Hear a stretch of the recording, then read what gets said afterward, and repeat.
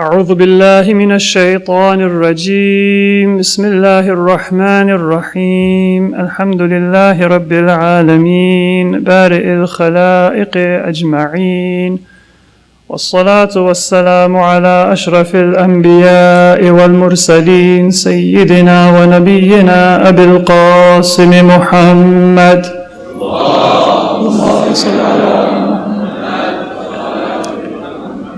وعلى أهل بيته الأطيبين الأطهرين الهداة المهديين ولعنة الله على أعدائهم إلى قيام يوم الدين. Respected ulama, dear guests, brothers and sisters, Assalamu alaikum wa rahmatullahi wa barakatuh. Don't think that this is a bait and switch where they told you that we're going to talk about Mi'raj and instead we're going to have a little bit of a discussion of etiquette. Inshallah, if we have some time at the end, I will say a few words about the originally scheduled topic. But sometimes these meta discussions and sometimes these discussions of process are very important. I would like to begin by commending our moderator for the company that he keeps. He says that we have some people who are very conservative and they're worried about najasa and about how to pray and they're constantly concerned about that. And then you have ultra-liberals who just say, let's pray and get it done right. I don't know what kind of ultra-liberals you have, but if those are the ultra-liberals, if that's the other extreme, that is a very good company that you're keeping. That the ultra-liberals are praying on time.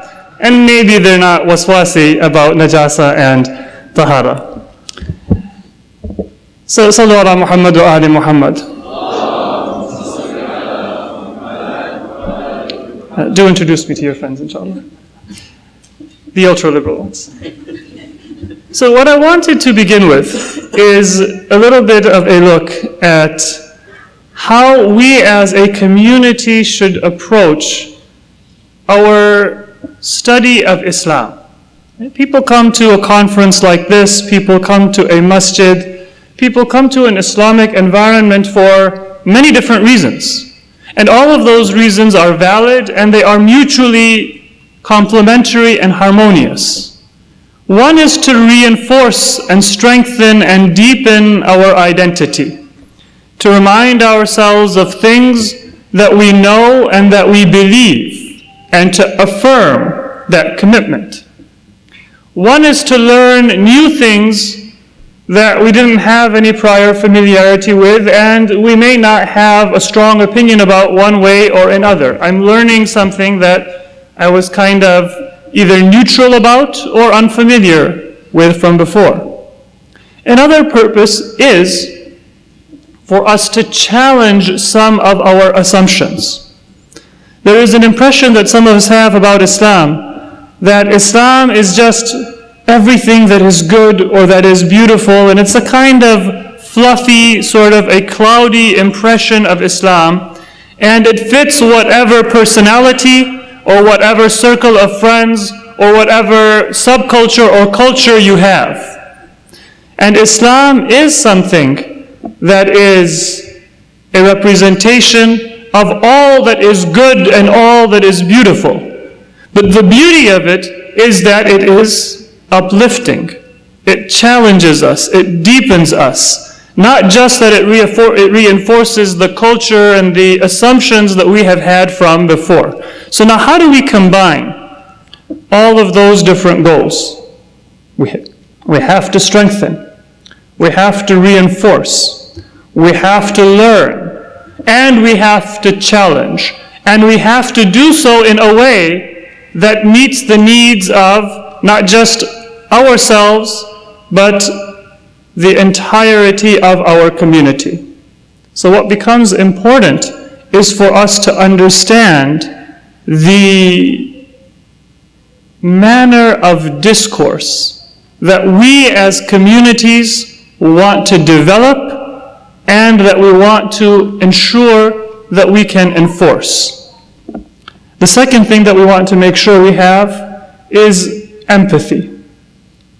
Right? One of the beauties of dua in Islam, and one of the most effective aspects of dua, is that it encourages us to walk in other people's shoes. If you look at how we have been taught to make dua in a hadith, then we have been taught not just to make general du'as, but to make specific du'as, to think about what it is that the other person wants and needs, and to do so very intimately and very specifically.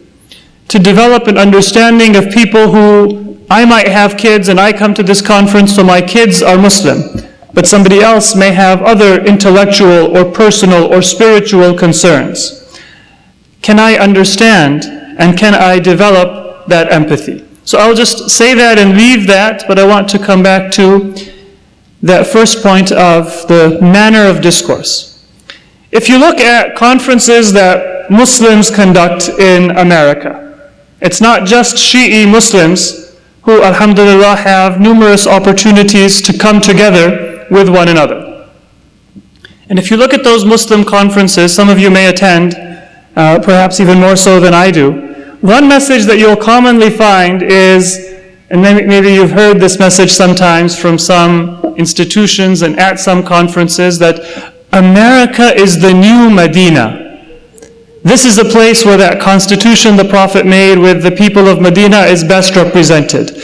And we have freedom of religion, and we have freedom of conscience, and it's a wonderful place.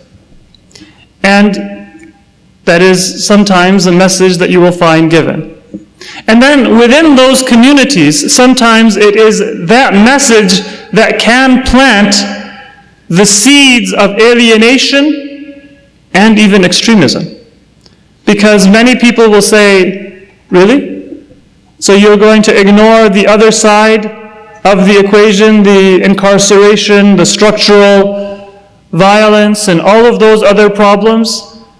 Not that that is not true in any sense, but it's also not the entirety of the picture. And if you're going to present one thing and not the other, then we do lose a portion of our audience. So now imagine, before we look at myself as a participant, as a registrant, as an attendee at a conference, imagine it now from the perspective of that institution. And this Muslim group conference is a long-standing institution within the Shi'i Muslim community, within the Muslim community. One of the things that we want to be very conscious of is that when we have these kinds of a gathering, we want to maintain a manner of discourse between invited guests and speakers and scholars, and between participants. Now that's not to mean that a scholar, whether it be a turbaned scholar or a scholar from another academic institution, that person cannot be challenged. It doesn't mean that everyone who is in the audience, you are all non-experts and we are all experts, standing on the stage or by the microphone. But it means that we have to be conscious of the kind of dynamic and the kind of interactions that we need to have.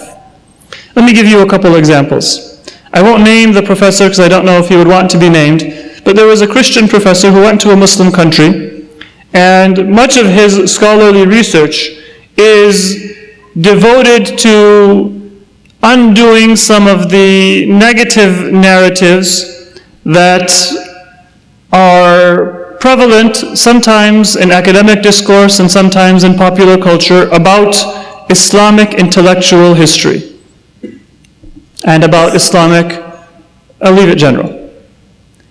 And so at the end of a very enlightening talk, somebody in the audience got up and said, "So Professor, if you know so much about Islam, why aren't you Muslim?"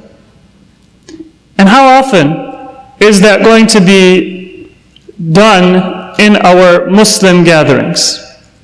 And then if you invite a Sunni scholar to come to a primarily Shi'i audience, imagine what kind of narrow path that speaker would have. If he talks about Al-Khulafa al-Rashidun, then much of the audience will say, what, you're coming to our conference and you're going to tell me about Umar ibn al-Khattab and Abu Bakr as-Siddiq, and really? You have that nerve? And then if that person comes and gives a wila'i talk, and they talk about the Sunni connection to Ahlul Bayt, then we'll say, well, if you know so much about Ahlul Bayt, why don't you go all the way and actually follow them?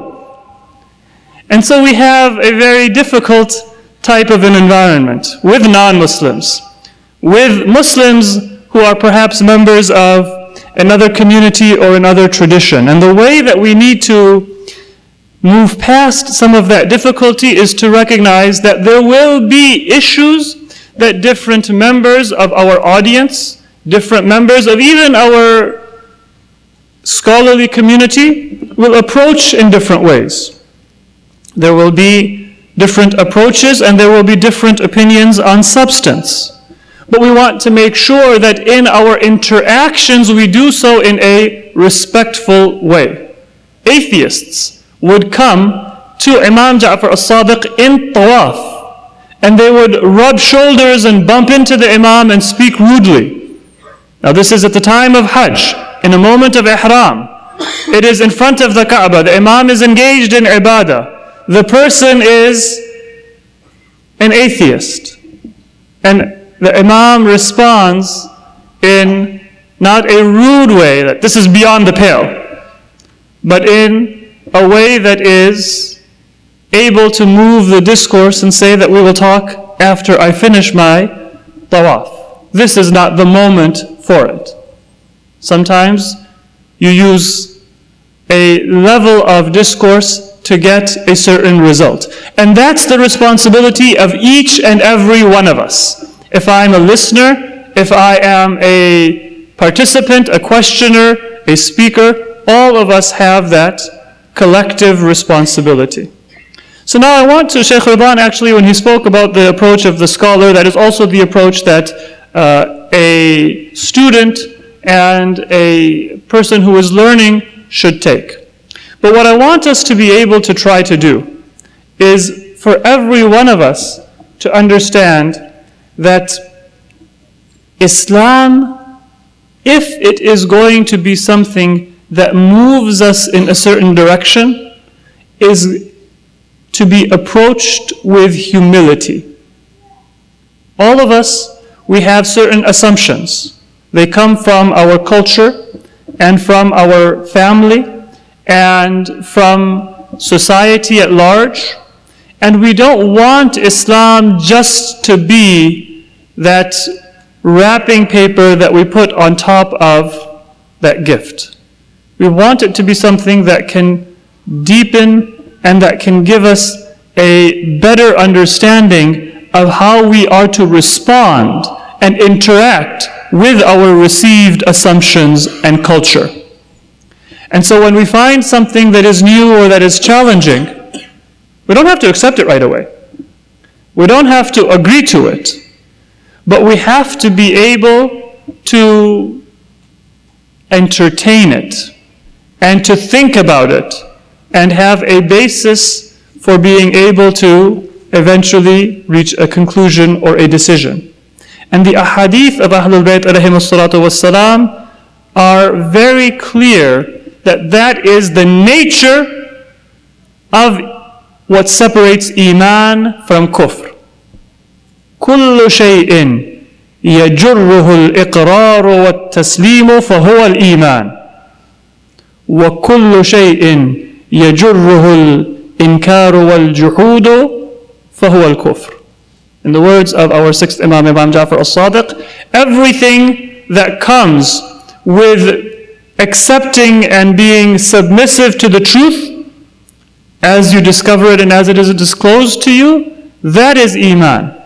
And everything that comes from juhud, that state of obstinacy, that no, I'm not going to entertain, I'm not going to learn, I'm going to reject without base, that is kufr.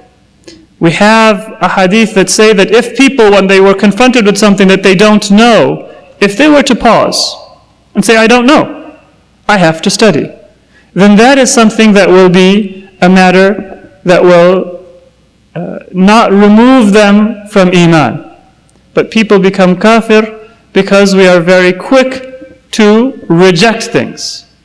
And we move closer to kufr when we have that state of obstinacy within ourselves. So, when it comes to issues of the Prophet's life, when it comes to practices of fiqh, when it comes to rulings of our ulama, yesterday we had a question about the fatwa of Imam Khomeini with regard to Salman Rushdie. When it comes to many of these issues, you and I are not called upon to give the final answer, the conclusive answer. What we are called upon is to approach our religion with humility so that we become more deep in our understanding. The Prophet, as you are familiar, has said that إِنَّ هَذَا الدِّينَ مَتِينٌ فَأَوْغِلُ فِيهِ بِرِفْقٍ. A religion that is profound and deep.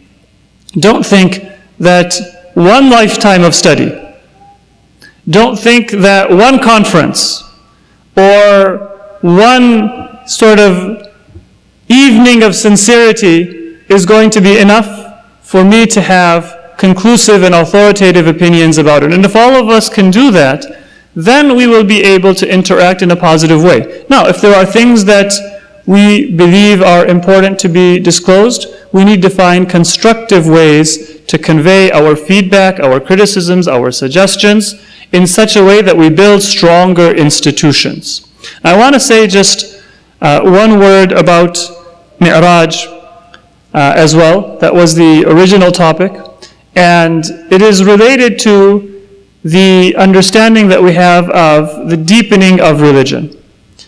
Right? The Prophet was taken to Mi'raj for several reasons that are mentioned by scholars, as consolation perhaps after the tragedy of the death of Abu Talib and Lady Khadija alayhim as-salam, preparation for the establishment of the community of Medina. It was a year before Hijrah, at least one of the incidents of Mi'raj. But there are two things that are very closely related to Mi'raj. And those are the two ways, I think, that we can understand the heart of Islam and how it is possible for us to deal with uncertainty, to deal with parts of the Islamic tradition that are sometimes hard for us to wrap our minds around, at the same time as we are able to feel that we do have a connection to our religion. Right? The two most important, perhaps, parts of Mi'raj, there were many scenes that the Prophet saw, many visions that the Prophet was given, but two of the most important things perhaps, and I know I'm out of time. One is the legislation of Salat.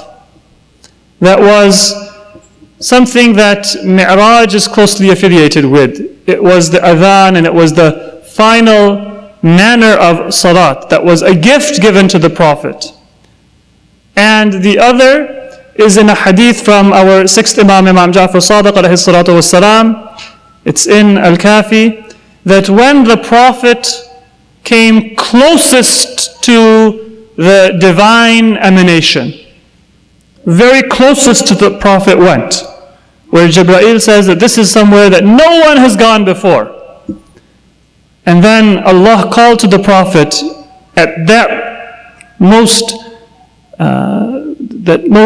delicate and substantive moment of Mi'raj, and said, Ya Muhammad. And the Prophet said, Labbayka Rabbi. And the Prophet said, Man li ummatika ba'dak. Who is for your ummah after you? And the Prophet said, Allahu a'lam. Allah knows best. And then Allah said, Aliyun Amirul Mu'mineen wa Sayyidul Muslimin wa Qa'idul Ghurril Muhajjalin. O Muhammad.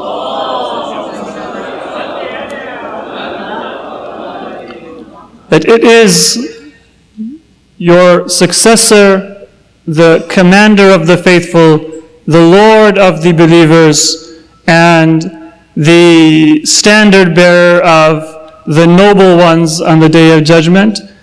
That will be for your ummah as a gift and as a protection and as a source of guidance after you. And then Imam Ja'far Sadiq says to his companion that إِنَّ وِلَايَةَ عَلِيِّ بْنِ أَبِي طَالِبٍ مَا جَاءَتْ مِنَ الْأَرْضِ بَلْ جَاءَتْ مِنَ السَّمَاءِ مُشَافَهَةً. This was how the Prophet was conveyed that message, that knowledge was there from before. But Allah said that this is a message that I am going to delegate to the Prophet at that moment when it is the peak of Mi'raj. Some messages we send by text. Some messages we make a phone call. Some messages we make a personal visit. Some messages we do a lot of preparation for. It depends on who and how important that message is. So these are two things that are associated with one another and that are a source of our reinforcement theoretically and practically, and that can bring our community together. And I will conclude with this final statement, that if I know and connect to the Prophet and to Amir al-Mu'mineen and to the practice of a religion that they brought, which is symbolized first and foremost by salat, then it becomes possible for me to have uncertainty. I was going to give an example of a married couple, but I think that's a little bit of a dangerous example. So two business partners. If they're just starting out with a business transaction, they don't yet have a lot of familiarity with one another, they may have to keep somewhat accurate books, right? And if one sees the other person dipping into the cash jar, then they might doubt what is going on. But now that they know one another, they've tested one another, they are familiar, intimately familiar with the piety and the character of one another. You might see somebody, a partner is sitting with a competitor, and they're sitting in kind of a very intimate conversation, and there's no suspicion, there's no worry, because you know the person. You and I can know the Prophet intimately enough for us to have room where we say that this is something that I don't know about, this is something that I don't understand.